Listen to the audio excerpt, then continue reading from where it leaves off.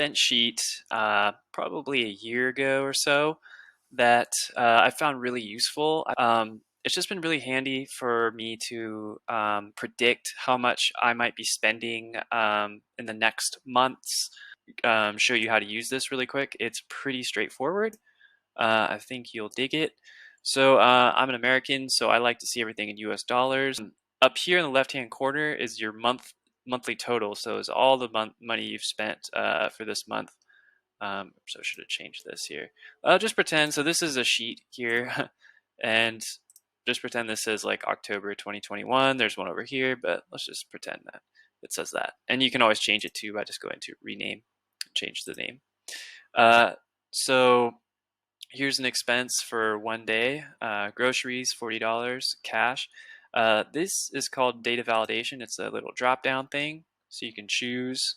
And where are these coming from? These are coming from over here, and you can make them custom to you. So here's some just category expenses I thought pretty much universal. But you can enter your own kind of expenses you have, expense categories. And then on this side, these are the, not my cards, but just potential payment types that you might be using. I thought it might be useful to have in the future just to know like what cards, especially if you have like travel mile cards or something, it'd be kind of cool to track that. So I have a drop down here, another data validation where that chart feeds into this, and you can add to it.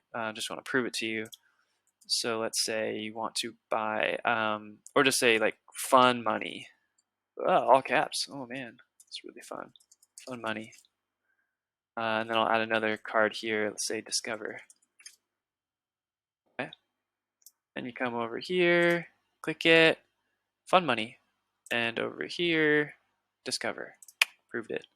And on this side, item notes. You know, sometimes I like to mark like where the thing came from. So maybe it's like little, or if you're in America, it could be like Trader Joe's, or California, I should say. Great, so that's that. There's a few other things here, but first I'm going to jump over to this graph over here, which is, I think, really cool because you can see everything that's going on for you that month. So you can see, okay, I spend about this much on groceries, this much on car gas, this much on the dentist, okay. And in Europe, or I mean, I like to convert my money to US dollars, so I'll get a receipt back from a store and it's in euros, but I like to just enter my stuff in dollars. So I made a little calculator here that does that. So you enter the value here, and if you wanted to enter, go from US dollars to euros, you can do that too, but I usually just use this. So I enter a value here, and there's a calculator that calculates it here, and it does so dependent on this conversion rate, which can change from time to time. So I'm just going to enter 10, and boom, look, that's how much it would be in US dollars right there, 1170. So I take that 1170, enter it down, delete it again, you know, when I come back from wherever I've shopped at, could just enter like, oh, it was 25 euros, okay, 29, all right, got it.